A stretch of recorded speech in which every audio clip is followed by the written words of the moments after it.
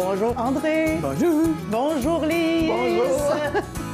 Bonjour à vous, bienvenue à cet épisode de nos Joyeux Nomades chez Félix. La semaine dernière, c'était la lune de miel. Et cette semaine, vous nous amenez où? On y arrive, enfin! Enfin! Là, il y a plein de forêts, 22 heures d'ensoleillement, puis des forêts pleines d'ours. Mais pas juste des forêts d'arbres. On a découvert des forêts de pancartes. 88 000 pancartes. Des pancartes. Oui, madame. Puis toi, as-tu vu quelque chose de spécial, Lise? Oui, les bateaux à aube. C'est là où est-ce que c'est avec les bateaux qu'on a réussi à amener les gens vers l'art. Alors, c'est un grand départ vers le Yukon. Écoute, je crois pas encore qu'on est rendu là. Le chemin a été long, puis je le réalise pas. Peut-être quand je vais voir la pancarte. On va voir. Yeah! 19 heures de détour.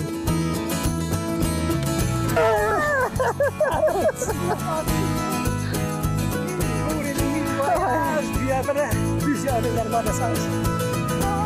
Yukon! Check-moi ça!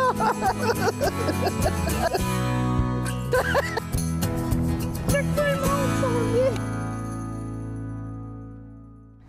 La nature, les grands espaces, la wildlife de toutes sortes.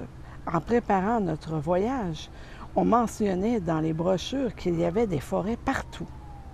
Mais notre première forêt visitée en fut une plutôt originale, dans laquelle Lise a retrouvé une essence qu'elle connaissait bien. Nous voilà dans la Signpost Forest. Qu'est-ce qu'on vient de faire, là? On vient d'installer notre pancarte dans les forêts de pancartes. Il y a plus de 88 000 affiches de tout partout dans le monde. Alors, il y a un petit peu de nous autres maintenant dans la forêt.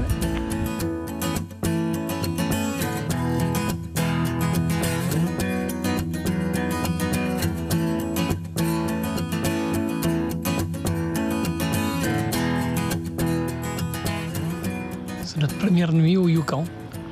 Il est 10h30 du soir. Vous voyez, il fait encore très clair. Le soleil n'est pas encore tout à fait couché. Casper non plus. Je ne parlerai pas trop fort. Il est rendu près de minuit. Et voilà, il fait toujours clair. Casper est toujours bien éclairé. On s'en va se coucher. On va fermer la porte. Bonne nuit. OK? Il est minuit. Bonne nuit. Bonne nuit. Allez, viens te coucher. Bon matin tout le monde. Ouf, il est 6 heures du matin. Lise n'est pas dans le camion. Je pense qu'elle est allée faire une petite marche de reconnaissance pour savourer son Yukon. Je viens de me lever. Et il fait déjà clair. En quelle heure le soleil se couché entre minuit puis 6 heures, je ne le sais pas trop. Mais nous, on n'a aucun... En tout cas, moi, j'ai pas eu de problème à dormir.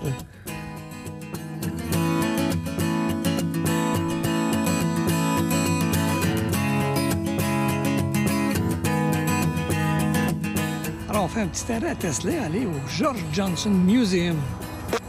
Aucune idée qui est George Johnson. On va aller apprendre ça. En plus de présenter de nombreuses facettes de la vie des Premières Nations, le musée rend hommage à George Johnston, un aîné vénéré des Premières Nations Tlingit. Trappeur, marchand de fourrure, entrepreneur, George Johnson a été surtout reconnu pour avoir photographié la nation Tlingit avant la construction de l'autoroute vers l'Alaska. Le musée contient de superbes collections de photos prises avec son œil artistique à couper le souffle. Malheureusement, il était possible de vous présenter des photographies de l'exposition car elles sont bloquées par des droits d'auteur. Cependant, vous pouvez aller voir un superbe film qui a été fait sur George Johnson. Le film est sur le site de l'ONF, ça s'intitule « Picturing People George Johnson, Tlingit Photographer ». Allez voir ça, c'est gratuit. Et arrêtez à ce musée-là, c'est vraiment une belle introduction à la vie yukonnaise.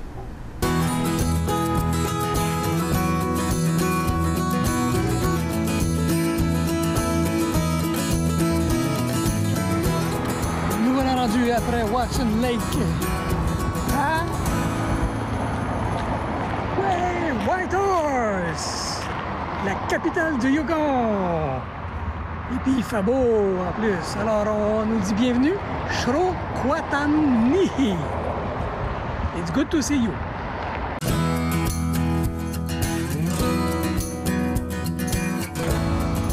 Première journée vraiment. Là, on va faire les touristes aujourd'hui. On visite un lieu historique de Parc Canada. Un vieux bateau en cale sèche qui remontait le fleuve Yukon jusqu'ici.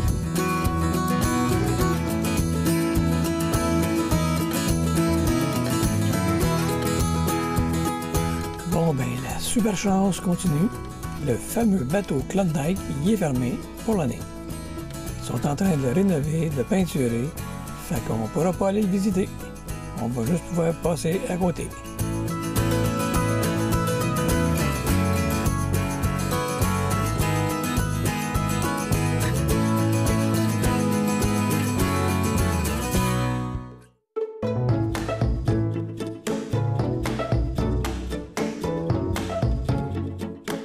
Légalement parlant, il est important de vérifier tous ces documents officiels pour le voyage. Les assurances, l'assurance auto, appelez-les pour les aviser, puis informez-vous si la couverture est adéquate, parce qu'aux États-Unis et dans certaines provinces, on demande une couverture plus large. L'assurance voyage, il faut également vérifier et en acheter une, puis vérifier une bonne couverture. Les médicaments. Renouvelez votre prescription pour le temps de votre séjour, puis ajoutez quelques jours de plus au cas où. Vérifiez à ce que vos passeports soient également valides. En toute fin, faites une copie de tous vos documents et remettez-le à un de vos proches. Ça pourrait être bien utile si jamais vous le perdez en cours de route. Sur ce, bon voyage! Entendez-vous le bruit? C'est des grêlons.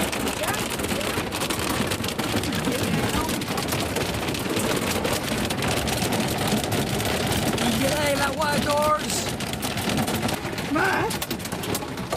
Que c'est ça, la nature. Premier souper à Whitehorse. On devait être gentil, tout seul. On a pris un camping exprès pour avoir les services. Là. On n'a pas de trouver. On ne cherche pas des high overland cachés. Là. On est vraiment dans un gros camping.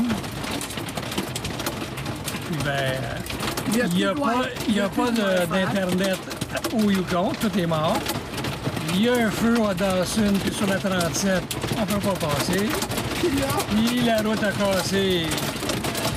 Et là, ben, il nous grêle dessus, comme si c'était au secours!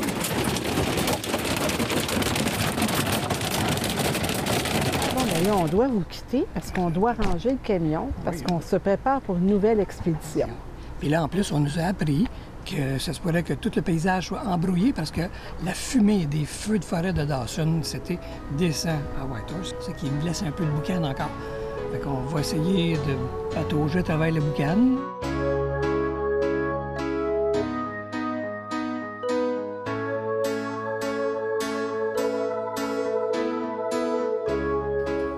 On vient d'arrêter dans un rest area.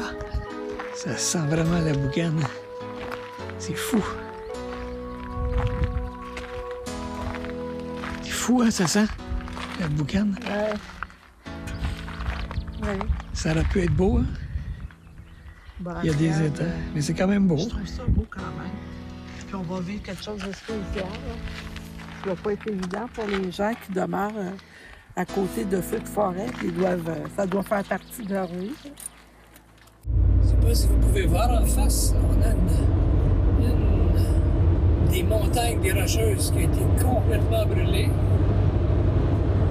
Je suis un petit peu désorientée de voir la nature, là. On est dans une forêt que qui a brûlé. Fait que c'est assez étrange à voir tous ces arbres qui ont brûlé, puis que là, la nature reprend vie.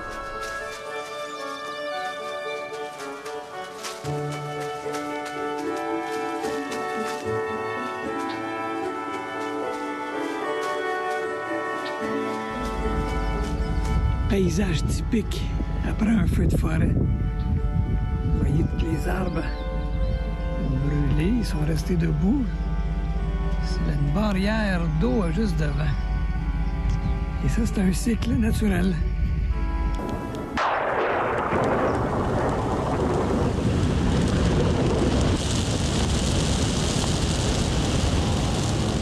« 100 ans de photosynthèse dévorés en 10 secondes. Le refuge de nombreux animaux réduit en cendres en moins d'un jour.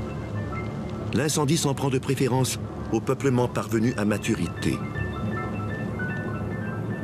Le feu est le plus souvent l'œuvre de la foudre. Un orage poussé par le vent peut allumer jusqu'à 10 nouveaux foyers d'incendie à l'heure. Faut-il se surprendre si le feu détruit davantage de bois que l'homme peut en récolter? Sans la chaleur intense de l'incendie, les cônes du pin gris ne s'ouvriraient pas pour libérer leurs semences. Et le sol, s'il n'était enrichi des cendres, serait moins propice à la croissance de la nouvelle pinède. L'incendie est le meilleur ennemi de la forêt boréale. Il dégrade rapidement les peuplements en déclin, les soustrayant ainsi à la lente décomposition du nord. Il permet à la lumière de pénétrer jusqu'au sol qu'il a pris soin d'approvisionner en sels minéraux. Il favorise le regain de plantes que le sous-bois obscur et le sol édifié par les aiguilles empêchaient de prospérer. On vient d'arrêter un drôle d'endroit, en plein milieu de la route, nowhere. Alors, c'est un cimetière autochtone, Moboyata. Chacun a mis sa tombe différente. Partout, garde à ton sol. Un bel endroit où c'est marqué, c'est un peu comme nous autres, Follow your dream, be kind, and always remember to enjoy every day of your life. Follow your dream, là. Est-ce que tu follow ton dreams? Ben là, aujourd'hui, oui, hein? Depuis quelques jours. My dream was white horse and be alone with my husband.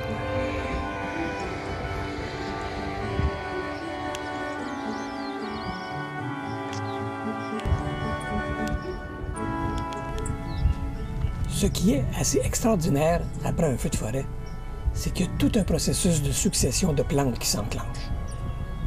Les étapes varient un peu selon le sol puis l'endroit où s'est passé le feu. Mais en règle générale, on va revoir dans 75 ou 100 ans une forêt très semblable à celle qui a brûlé. Au Yukon, ce sont les épilobes mauves, la plante emblème du territoire, qui colonisent d'abord les sous-bois. Le 12 juin 1999, tout a brûlé ici. Le feu a commencé dans la...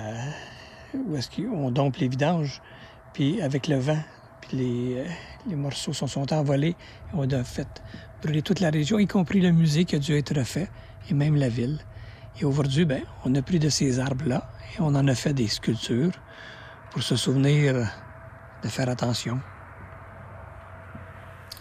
Ça m'a frappé ce que disait le monsieur Freund, qu'il faut que la forêt brûle pour qu'elle se régénère.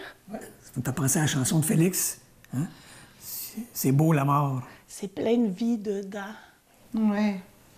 C'est vraiment beau, les forêts qui ont brûlé. Tu vois, la végétation reprendre vie. Sur cette poésie, je vous dis à la semaine prochaine.